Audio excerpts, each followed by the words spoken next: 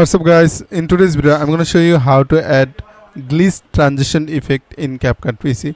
First of all, drag and drop video clips in CapCut PC, and then you guys keep video files side by side where you want to add a transition effect without any space like this. So here you can see there is no space or no gap. Then go to transition effect, transition option, and then here search for glitch. You can see multiple glitch option. From here you can select anyone to apply in your video. And to add this one, so drag and drop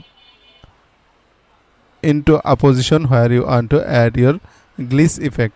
After applying, you can see the changes. You can also change the duration of your glitch, like select the glitch or select the transition effect, then reduce or decrease your transition time. And that's it. It's a very simple process to apply a glitch transition effect in a video. Thanks for watching.